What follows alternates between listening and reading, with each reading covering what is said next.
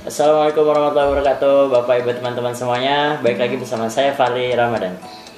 Sekarang berbeda ya. Biasanya kalau saya bikin video itu lagi ada di kandang sapi, kandang kambing, kandang domba gitu. Sekarang saya ada di rumah. Kita coba konsep yang berbeda. Selain karena saya juga emang belum sempat ke kandang gitu. Jadi tak terasa ya teman-teman, sudah kurang dari 2 bulan lagi kita akan sama-sama bertemu momen Idul Adha, di mana salah satu ibadah yang khas pada bulan itu, pada momen itu adalah berkurban. Makanya kita perlu mempersiapkannya. Salah satunya dengan apa? Dengan kita mengetahui syariat-syariatnya, atau kita mengetahui apa sih yang menjadi sah atau tidaknya ibadah kurban itu diterima. Salah satunya dengan melihat hewan kurbannya. Makanya kita akan pada kesempatan kali ini akan membahas syarat-syarat sah hewan kurban gitu teman-teman. Jadi saya mengambil ini biar nggak salah paham. Jadi saya mengambil membacakan artikel dari almanhaj.org.id. Ini ditulis oleh Dr. Abdullah bin Muhammad At-Thayyar. Jadi saya bukan karena sendiri, karena saya tidak punya kapasitas untuk itu. Oke, langsung aja masuk ya. Di sini ada 6 kriteria atau 6 syarat yang diwajibkan. Yang pertama adalah hewan yang dikurbankan itu merupakan binatang ternak. Nah, binatang ternak ini ada 4 jenis nih yang disyariatkan, yang dibolehkan untuk dijadikan hewan kurban. Walaupun macam-macam ya binatang ternak, tapi dalam Islam atau Rasulullah mensyariatkan, dalam syariatnya itu ada 4 hewan saja yang boleh dijadikan sebagai hewan kurban. Yang pertama adalah unta. Terus yang kedua adalah sapi, yang ketiga adalah kambing, dan yang keempat adalah domba. Nah, kalau yang lain nggak boleh ya. Misalnya ada ayam, ada lain-lain lah, nggak boleh kalau selain itu gitu. Pun ada yang berpendapat kerbau itu boleh, biarpun masih ada yang mempertanyakan ya soal itu ya. Selanjutnya adalah yang kedua, telah sampai usia yang dituntut oleh syariat. Ini masing-masing hewan berbeda tentunya ya. Kalau untuk unta itu dia harus berusia 5 tahun, sudah bergenap berusia 5 tahun. Terus kemudian yang kedua adalah sapi. Kalau sapi itu minimal harus berusia 2 tahun genap. Kemudian yang ketiga adalah kambing. Yang kambing itu harus berusia minimal 1 tahun. Kalau yang keempat adalah domba. Domba ini mempunyai keringanan berbeda dari yang lain, minimal hanya cukup berumur 6 bulan kayak gitu. Terus yang ketiga adalah hewannya ini bebas dari cacat yang mencegah keabsahannya. Nah, apa sih cacat-cacat yang bisa mencegah keabsahan hewan kurban? Kita akan melihat di sini ya. Di sini kalau di artikel ini ada 4 kecacatan yang bisa mencegah keabsahan. Yang pertama itu adalah buta sebelah yang jelas atau yang tampak. Jadi kalau misalnya kita lihat ada hewan kurban matanya buta sebelah, nah itu apalagi kelihatan gitu ya. Nah itu nggak boleh. Itu nggak sah gitu untuk kurban.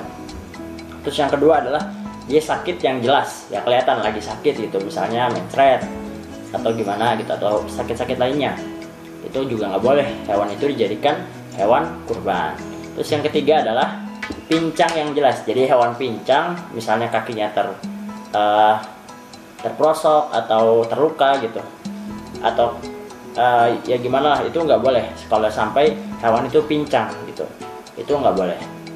Terus kalau yang keempat adalah itu sangat kurus sampai tidak mempunyai sum-sum tulang gitu. Jadi kalau hewannya terlalu kurus kan malu juga ya, jelek dilihatnya. Terus selain itu juga emang nggak boleh nih sama syariat kalau terlalu kurus hewannya. Terus selain keempat itu ada juga yang tidak dibolehkan, yaitu adalah yang lebih dari itu. Misalnya butanya dua-duanya itu lebih parah, terus sakit juga lebih parah, atau misalnya kakinya patah, itu lebih parah lagi kan daripada hanya sekedar pincang gitu. Dan cacat-cacat lainnya yang lebih parah dari 4 hal tadi yang saya sebutkan. Terus kita masuk sekarang ke poin keempat. Setelah tadi poin pertama adalah hewan ternak yang disyariatkan. Terus yang kedua umurnya telah cukup. Yang ketiga dia bebas dari cacat. Dan yang keempat adalah hewan tersebut haruslah milik orang yang mau berkurban, dan dia harus diperbolehkan untuk berkurban dengannya. Misalnya ada seseorang yang punya hewan kurban tapi dia sama temennya. Kalau dia punyanya berdua, artinya dia harus minta izin dulu. Kalau misalnya enggak, ya nggak boleh. Jadi harus milik dia sepenuhnya gitu. Itu ya. Jadi kalau misalnya ada teman-teman bapak-bapak, ibu-ibu yang punya hewan kurban, misalnya kambing atau sapi, tapi itu punyanya joinan atau lebih dari satu orang, itu harus dapat izin dulu dari partnernya gitu. Baru boleh dijadikan hewan kurban.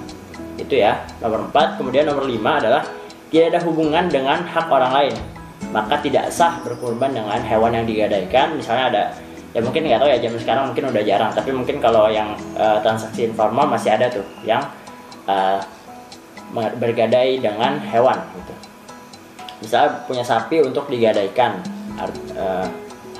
sapi yang digadaikan itu nggak boleh dijadikan hewan kurban. Terus juga hewan warisan contohnya, misalnya ada hewan warisan tapi yang belum warisannya dibagi, jadi belum jelas nih ini hak miliknya siapa sih, anak yang mana atau cucu yang mana gitu, nggak boleh jadikan hewan kurban gitu.